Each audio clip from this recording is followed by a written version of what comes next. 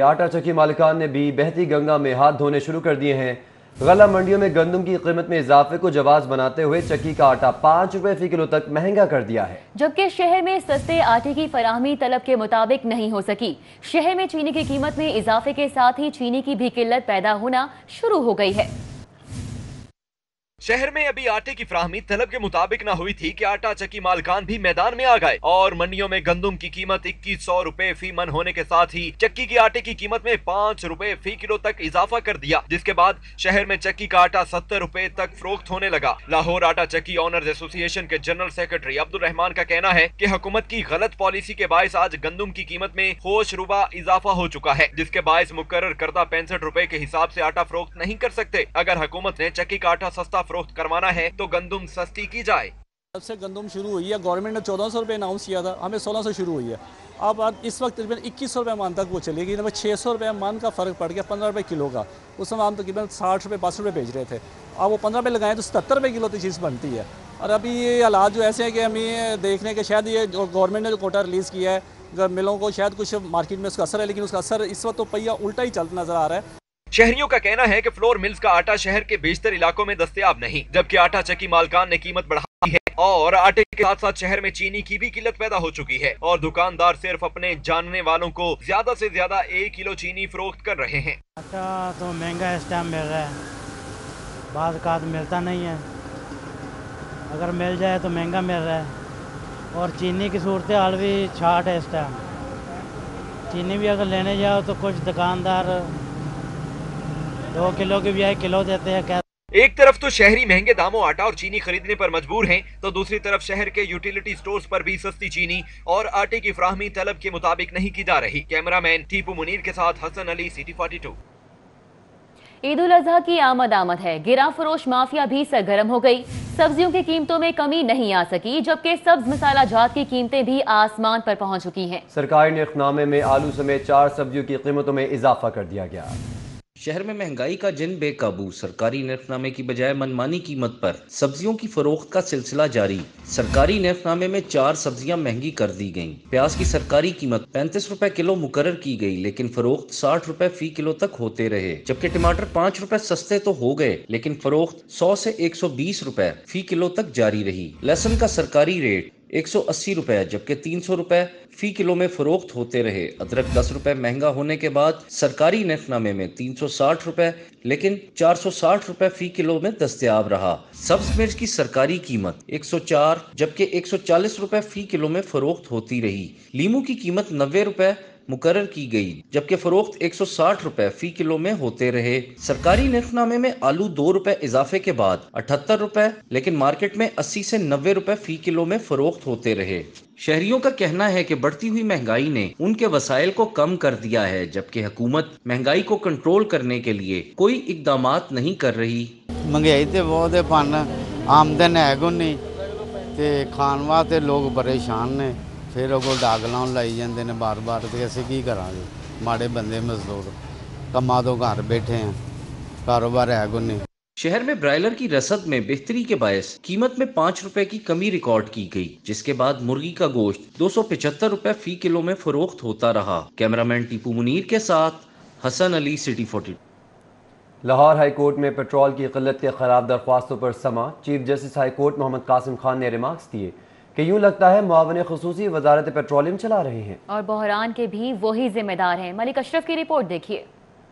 Chief justice Mohammad Qasim Khan ने case पर समाअत की। Chairperson OGRA Uzma Adil, attorney general of Pakistan barrister Khalid Javed, deputy attorney general Asad Ali Bajwa, additional chief secretary home Momin Agha, अदालती मुआवन मलिक अवैस खालिद समेत दीगर पेश हुए। पेट्रोल बहरान पर वजीर आजम की सरबराही में काबीना के मीटिंग मिनट्स पेश किए गए। चीफ जस्टिस ने रिमार्क्स दिए कि लगता है जिसने मीटिंग मिनट्स बनाए उसने वजीर आजम को खुश करने के लिए बनाए हैं। मीटिंग मिनट्स वजीर आजम के नाम से बनाए गए। इस बड़े पैमाने पर ऐसी गलती क्या मानी रखती है? अदालत ने मजीद करार दिया कि एक तरफ वजीर आजम का मुआवने खसूसी है और दूसरी तरफ पूरी काबीना है। मीटिंग मिनट से पता चलता है कि वजीर आजम भी आवाम का सोच रहे हैं। स्पेशल असिस्टेंट ने आखिर में बहरान की असल वजह से तवज्जो हटा दी। इल्जाम लगता है हुकूमत गैर मुंतहिब लोग चला रहे हैं। जो मुंतहिब होता है उसे आवाम में जाना पड़ता है। वजीर भी हो तो आवाम का सामना करना पड़ता है। चीफ जस्टिस मोहम्मद कासिम खान ने मजीद कहा कि स्पेशल असिस्टेंट ने ये नहीं बताया कि पेट्रोल की सप्लाई कम है। वो कहते हैं कि अफरा तफरी में लोगों ने ज्यादा पेट्रोल खरीदा, जिसकी वजह से पेट्रोल का बहरान पैदा हुआ। चीफ जस्टिस ने मजीद कहा कि यूं लगता है कि मुआवने खसूसी वजारत चला रहे हैं और बहरान के भी वही जिम्मेदार हैं। चीफ जस्टिस ने दौरान समात इस्तफसार किया कि अगर हुकूमत कमीशन बनाती है तो कब तक रिपोर्ट बना लेगी। अटॉर्नी जनरल ने बताया कि हुकूमत कमीशन बनाएगी और 6 से 8 हफ्ते में रिपोर्ट बना लेगी, जिस पर चीफ जस्टिस ने कहा कि रिपोर्ट जल्द अज जल्द आनी चाहिए। अगर कमीशन नहीं बनता तो तमाम हुकूमती इदारे दरखास्तों पर जवाब दाखिल करें। अटॉर्नी जनरल ने जवाब दिया कि इसकी नौबत नहीं आएगी। चेयरपर्सन ओगरा ने कहा कि वो कल रिटायर हो रही हैं, सब रिकॉर्ड दे दिया है। ये नहीं कहती कि सब हुकूमत की गलती है, लेकिन सब ओगरा पर डालना भी दुरुस्त नहीं। अदालत ने पार्लिमानी कमेटी बनाने और इसकी रिपोर्ट पेश करने के लिए विफाकी हुकूमत को 6 हफ्तों की मोहलत देते हुए समात मुलतवी कर दी। मलिक मोहम्मद अशरफ, सिटी 42। उर्दू बाजार और पेपर मार्केट के ताजिर कायदीन का हुकूमत से यकसा एजुकेशन पॉलिसी देने और उसके मुताबिक पब्लिशर्स को निसाबी कुतुब तैयार करने की इजाज़त देने का मुतालिबा। ताजिर कायदीन कहते हैं कि हुकूमत निसाब खुद तैयार करेगी तो सैकड़ों पब्लिशर्स कहाँ जाएंगे। ये हैं Shahzad Khan Abdali. Lahore chamber of commerce and industry में उर्दू बाजार और पेपर मार्केट के सीनियर ताजर कायदीन का अहम इजलास मुनक्कद हुआ।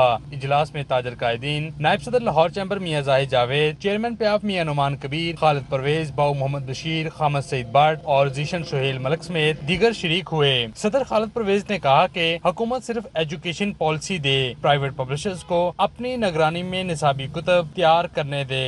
हमारे वज़ीर तालीम, वफाकी वज़ीर तालीम ने असम्बली में खड़े होकर कह दिया एक किताब हम छापेंगे, पूरे मुल्क को देंगे। ये इस मुल्क के ये लोग गैर मुल्की हैं, क्या इनका हक नहीं है कि इन पर, ये मैं समझता हूँ डाके के बराबर है और इसकी भरपूर मजम्मत करते हैं हम, और मजम्मत की गई है जितनी हो सकती है। ये किसी भी सूरत में काबिल कबूल नहीं। अगर इस पर ना किया गया तो फिर हम सब लोगों को लेकर वज़ीर आज़म के घर जाएंगे। ताजर रहनुमा बाऊ मोहम्मद बशीर ने कहा कि स्कूलों की तवील बंदिश से उर्दू बाजार और पेपर मार्केट के ताजर शदीद मुतासर हुए हैं। पंजाब हुकूमत SOPs के तहत स्कूलों को खोलने की इजाजत दे। Executive committee member Lahore chamber Zeeshan Sohail Malik ने कहा कि ऑनलाइन क्लासेस रेगुलर क्लासेस का मुतबादल नहीं हो सकती। जो इंडस्ट्री पे पैसे लगे हुए हैं, हमारा सिस्टम लगा हुआ है, हमारे मुलाजिम हैं वो बेरोज़गार जा रहे हैं, उनके लिए माली मुश्किलात का भी सामना करना पड़ा है। सबसे पहले जो तलीमी इदारे हैं वो जल्द से जल्द खुलने चाहिए।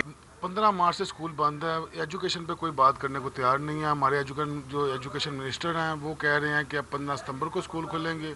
हमारी ट्रेड तबाह हो चुकी है। हम लोग यही चाह रहे हैं कि स्कूल कॉलेजेस तमाम तलीमी इदारे फौरी तौर पर खोले जाएँ, क्योंकि इसके बगैर पूरा पहिया जाम हो चुका है। ताजर कायदीन ने कहा कि अगर हुकूमत निसाबी कुतुब खुद या बैरून मुल्क से तैयार कराती है तो पब्लिशिंग, कंपोजिंग और प्रिंटिंग से वाबस्ता लाखों अफराद बेरोजगार हो जाएंगे। कैमरामैन अली हसन के साथ शहजाद खान अब्दाली, सिटी 42। शहर में विफाकी और सूबाई महकमे और इदारे लेस्को के बिजली के बिलों की मद में 4 अरब 81 करोड़ रुपए के नादहिंदा निकले। तफसीलात इस रिपोर्ट में।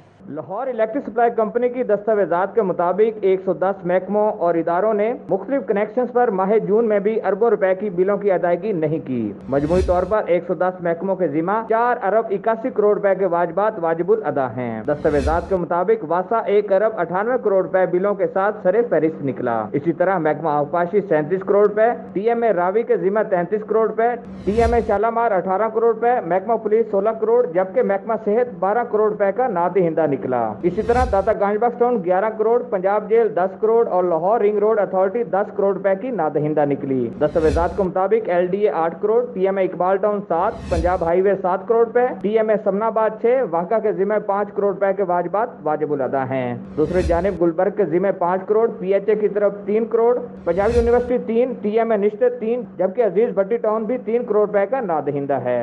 दस्तावेजात के मुताबिक university of engineering 1 crore 6 lakh, NHA 6 crore, Pakistan mint 50 lakh रुपए, national bank of Pakistan 50 lakh रुपए, जबकि स्टेट बैंक ऑफ पाकिस्तान का जिम्मा 39 लाख रुपए वाजिबुल अदा हैं। शाहिद सिपरा, लाहौर।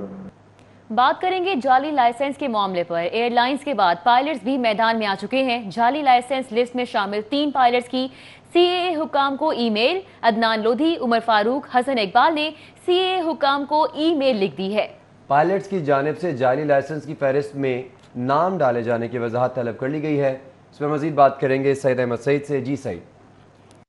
जी बिल्कुल, जाली लाइसेंस मामले के ऊपर एयरलाइंस नामिया के बाद जो पायलट्स हैं वो भी मैदान में हैं, वो आ चुके हैं। और जाली लाइसेंस पायलट में मौजूद 3 जो पायलट की तरफ से सिविल एविएशन अथॉरिटी को ईमेल है वो जारी की गई है। और इस ईमेल में वजाहत है वो तलब की गई है कि आया कि जो लिस्ट मुरतब की गई सिविल एविएशन अथॉरिटी की जानब से जाली लाइसेंस के हामिल पायलट की, तो उनमें उनके नाम है वो किस तरह आए। और इन तीनों पायलट के अंदर मोहम्मद अदनान लोधी, उमर फारूक और हसन इकबाल की तरफ से सिविल एविएशन हुकाम को एक ईमेल है वो जारी की गई है। और इस ईमेल के मतन के मुताबिक मोहम्मद अदनान लोधी है उसकी तरफ से ये मौक़िफ़ इख्तियार किया गया है कि वो फ़िलहाल जो है वो एमिरेट्स के साथ है वो मुंसलिक हैं और उनके पास जो है वो तमाम किस्म की असनाद और पेपर्स जो हैं वो असल हाल में है दिए थे वो मौजूद है। लेकिन उसके बावजूद उसका नाम जो है वो सिविल एविएशन अथॉरिटी की तरफ से मरतब की गई लिस्ट के अंदर है वो डाला गया है, जिसके बाद से वजाहत है वो पेश की जाए कि आया कि क्यों उसका नाम है वो तमाम किस्म के इम्तहानात असली होने के बावजूद उसका नाम है वो उस पर शामिल किया गया। जबकि दूसरा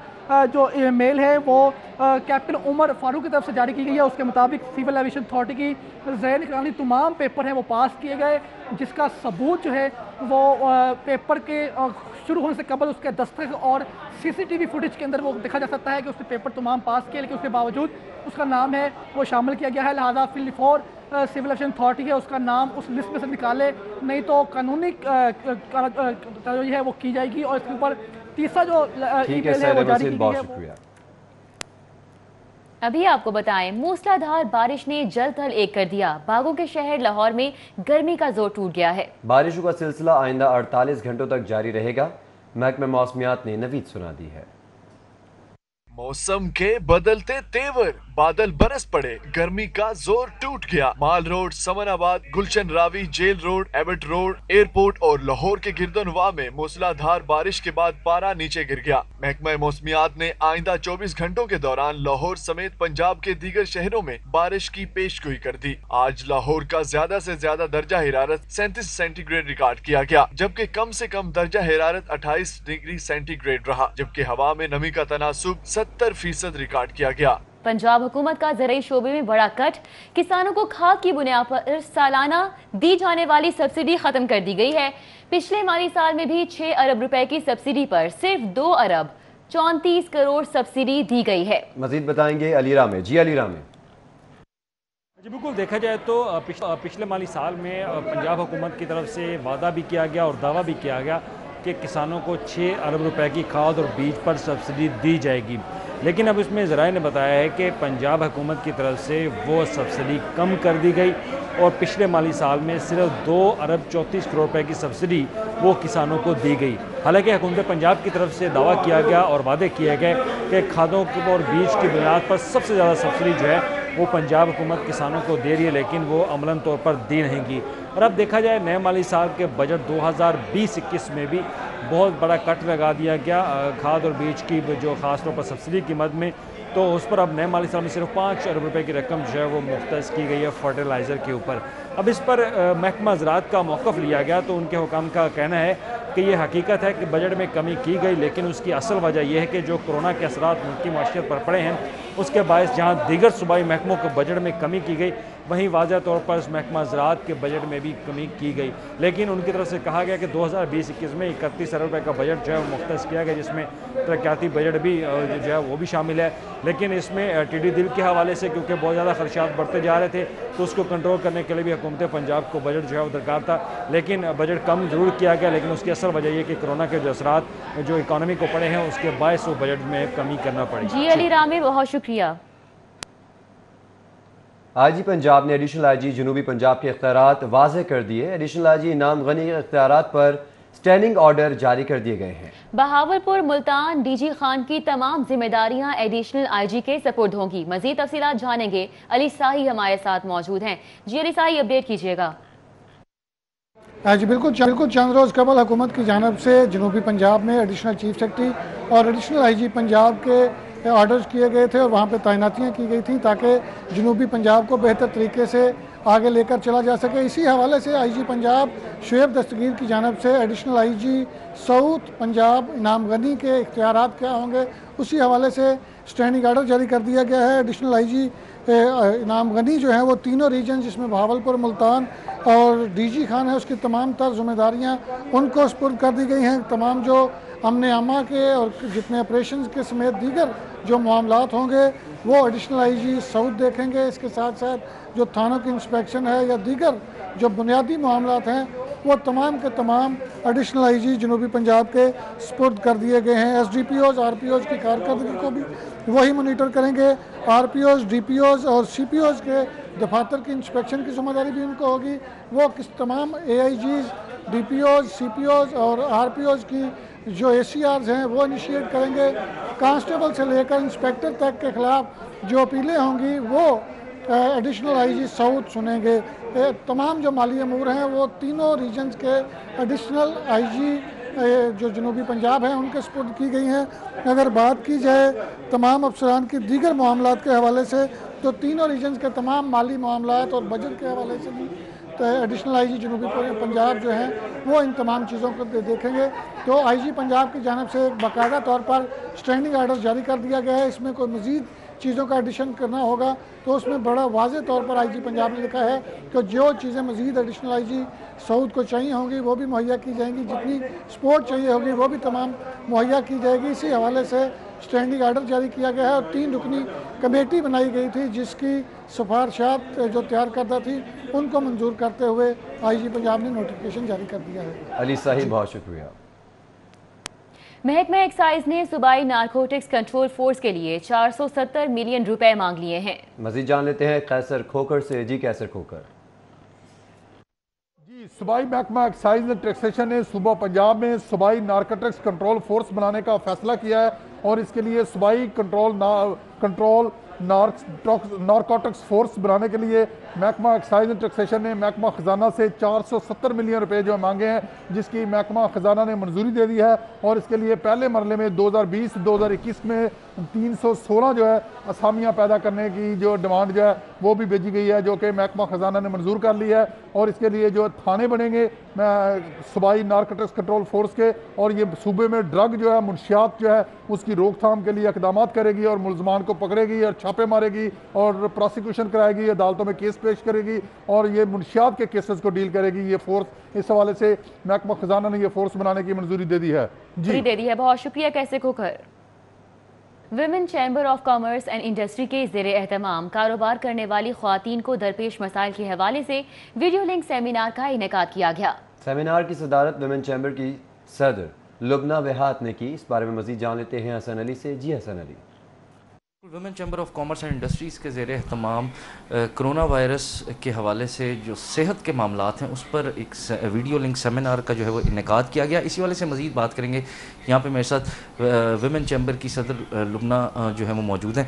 तो लुबना ये बताइएगा कि आपने आज भी एक सेमिनार किया है कोरोना वायरस और जो ख़वातीन के ख़ास तौर पर जो इशूज़ हैं, जो कारोबार करने वाली जो ख़वातीन हैं जो इस वक्त इशूज़ फेस कर रही हैं, उसके हवाले से क्या कहेंगे? जी थैंक यू जी। बात यह है कि हम इस वक्त जो सबसे बड़ा मसला है, एक तो है कि आपकी अपनी वेलबींग का सबसे बड़ा, सेहत का बहुत बड़ा मसला है, लेकिन उससे बड़ा मसला आपका जो है वो एक टेंशन और एक जो साइकोसोमैटिक जो है इफ़ेक्ट आ रहा है कोविड का, वो भी बहुत बड़ा है।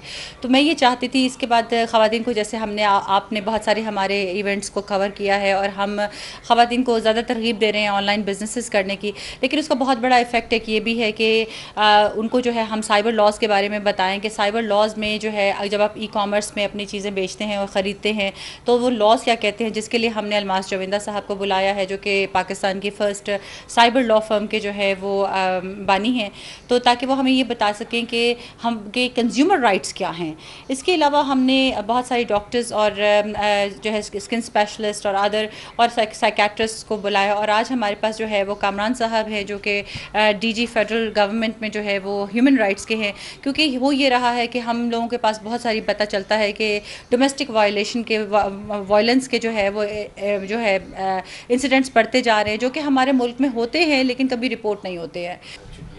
बिल्कुल, जैसे कि मेरे साथ वुमेन चैम्बर की सदर लुबना जो है मौजूद थी, उनका ये कहना था कि इन सेमिनार्स के करवाने का मकसद यही है कि जो कारोबार करने वाली ख़वातीन हैं उनको जो दरपेश मसाइल हैं उनको तरजीही बुनियादों पर हल किया जा सके। बहुत शुक्रिया हसन अली।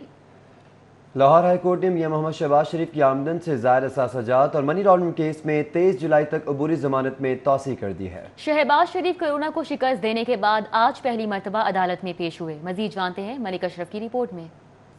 जस्टिस मसूद आबद नकवी और जस्टिस सरदार अहमद नईम पर मुश्तमिल 2 रुकनी बेंच ने शहबाज शरीफ की अबूरी जमानत की दरखास्त पर समाअत की। मियां शहबाज शरीफ के वुकला की अदम दस्तयाबी की वजह से दरखास्त जमानत पर कार्रवाई न हो सकी। एडवोकेट अमजद परवेज के असिस्टेंट से अदालत से केस इल्तवा में रखने की इस्तदा की। अदालत को बताया गया कि वुकला इस्लामाबाद में मसरूफ है। नैब प्रोसिक्यूटर ने मौकफ इख्तियार किया कि चीफ जस्टिस पाकिस्तान ने जेरे इल्तवा नैब केसेस जल्द न निपटाने पर अर्ज खुद नोटिस ले रखा है। मियां मोहम्मद शहबाज शरीफ ने मौकफ इख्तियार किया कि मैं डॉक्टरों के मशवरे के खिलाफ अदालत के एहतराम में पेश हुआ हूँ। मुख्तलिफ फोरम्स पर मेरी बीमारी को सियासी रंग दिया गया। अदालत ने शहबाज शरीफ से मुकालमा किया कि अदालत की आखिरी हुक्म के मुताबिक आपको हाजिरी से इस्तिस्ना दिया गया है। शहबाज शरीफ ने मौकफ इख्तियार किया कि नैब ने आखिरी पेशी में तस्लीम किया है तफ्तीश मुकम्मल हो चुकी है। मैं हल्फन कहता हूँ कि नैब के दफ्तर में 7 लोग थे जिन्होंने तफ्तीश मुकम्मल होने का कहा। नैब वाले अदालत में कुछ कहते हैं और अपने दफ्तर में कुछ कहते हैं। मेरी जमानत की दरखास्त पर अल्लाह या इस अदालत ने फैसला करना है। अदालत ने शहबाज शरीफ की इस्तदा मंजूर कर ली और अबूरी जमानत में 23 जुलाई तक तौसी कर दी। शहबाज शरीफ की पेशी के मौका पर कोरोना SOPs की धज्जियां बखेर दी गई। कारकुन एक दूसरे से सबकत ले जाने के लिए धक्कम पेल करते और नारे लगाते रहे, जबकि हाई कोर्ट में दाखिले के लिए पुलिस और कारकुनों के दरमियान हाथापाई भी हुई। कैमरा टीम के हमरा मलिक मोहम्मद अशरफ, सिटी 42। चौधरी शुजात हुसैन और परवेज इलाही से मारूफ आलिम दीन मौलाना तारिक जमील की मुलाकात। मौलाना तारिक जमील ने चौधरी शुजात हुसैन की खैरियत दरियाफ्त की। मौलाना तारिक जमील ने उनकी उम्र दराजी के लिए और मुल्क कौम की सलामती के लिए खुसूसी दुआ की। मुलाकात में सूबाई वजीर मादनियात हाफिज अमार जासिर और रासिख इलाही भी शरीक थे। चौधरी बरादरान ने दीनी मामलात पर स्टैंड लिया जो काबिल सिताइश है। मौलाना तारिक जमील की जानिब से ये इजहार ख्याल किया गया है, आपने दीनी मामलात पर उम्मत मुस्लिमा का फ़र्ज अदा किया है। मौलाना तारिक जमील की जानिब से ये भी कहा गया है, अल्लाह ताला ने दीन की खिदमत के लिए आपके घराने को मुंतखब किया। मुख्तलिफ हुक्मरानों से दीनी खिदमत के सिलसिले में मैं मिलता रहता हूँ। जितना एहतराम और मोहब्बत परवेज़ इलाही ने दी है फरामोश नहीं कर सकता। मौलाना तारिक जमील की जानिब से इन ख्यालात का इजहार किया गया है। परवेज़ इलाही के बतौर हुक्मरान दीन के लिए खदमात की मिसाल नहीं मिलती। शुजात हुसैन और परवेज़ इलाही ने मौलाना तारिक जमील की आमद पर उनका शुक्रिया भी अदा किया। मौलाना तारिक जमील की तबलीग इस्लाम के लिए खदमात फरामोश नहीं की जा सकती। चौधरी बरादरान की जानिब से इजहार ख्याल किया गया। अभी आपको बताएं, चौबुर्जी के इर्द गिर्द ट्रैफिक का शदीद दबाव। इंतजामिया की जानिब से सड़कों से पानी निकालने का ताहाल बंदोबस्त नहीं किया जा सका। सड़क पर बारिश का पानी जमा होने की वजह से ट्रैफिक गुजरने में दुश्वारी का सामना है। लोगों को चौबुर्जी से गुजरने में दुश्वारी का सामना करना पड़ रहा है और इस हवाले से आपको अपडेट करते चले कि चौबुर्जी के इर्द गिर्द ट्रैफिक का शदीद दबाव है। इंतजामिया की जानिब से सड़कों से पानी निकालने का ताहाल बंदोबस्त ना किया गया। सड़क पर बारिश का पानी जमा होने की वजह से ट्रैफिक गुजरने में दुश्वारी है। लोगों को चौबुर्जी से गुजरने में दुश्वारी का सामना है। सिटी 42 की काविल से गुमशुदा बच्ची वालिदैन को मिल गई है। SHO जौहर टाउन आमिर शहजाद ने बच्ची वालिद के हवाले कर दी है। मजीद जान लेते हैं वकार घुमन से। जी वकार। जी, थाना जौहर टाउन की हदूद में आज सुबह एक 3 साला बच्ची, गुमशुदा बच्ची एक शहरी को मिली, जिसने इसको थाना जौहर टाउन पुलिस के हवाले किया और चंद घंटों के बाद उनके जो वालिदैन हैं वो यहाँ पर पहुँच गए हैं और इस वक्त बच्ची उनके हवाले की जा रही है। इस वक्त वालिदैन भी हमारे साथ मौजूद हैं। SHO थाना जौहर टाउन आमिर शहजाद भी यहाँ पर मौजूद हैं। हम सबसे पहले बात करते हैं बच्ची के वालिद से कि कब उनको पता चला कि इनकी बेटी लापता हुई है और कैसे इनको पता चला। कितने घंटे तकरीबन आपकी बेटी ये गुम रही है? ये जी कोई 2 से ढाई घंटे हो गए हैं गए हुए। पता अभी चला है, काम पे गए हुए थे, वापस आए हैं, पता चला है कि बच्ची शायद खेल रही है। जब बाहर पता किया तो बच्चों के साथ नहीं खेल रही। फिर भागे भागे मस्जिद में गए हैं। मस्जिद वालों ने बताया जी कि वफाकी कॉलोनी पता करें। वफाकी कॉलोनी आए हैं तो उधर आके अल्हम्दुलिल्लाह बच्ची मिल गई हमें। बच्चों का आप ख्याल नहीं रखते? जी रखते हैं, लेकिन काम पे गए हुए थे, बच्चे पीछे बड़े भी साथ थे, लेकिन वो पता नहीं चला कि कैसे ये उनसे अलग हो गई। SHO जौहर टाउन इस वक्त हमारे साथ मौजूद हैं, उनसे बात करते हैं। सर, ये तो इनकी खुशकिस्मती है, इनकी बेटी यहाँ पे आ गई, महफूज हाथों में आ गई, उनको मिल गई है। आप वालिदैन को क्या मैसेज देंगे, किस तरह के बच्चों का ख्याल रखना चाहिए? बिस्मिल्लाहिर्रहमानिर्रहीम। सबसे पहले मैं शुक्रगुजार हूँ जो आप आवाम के अंदर ये आगाही मैसेज दे रहे हैं।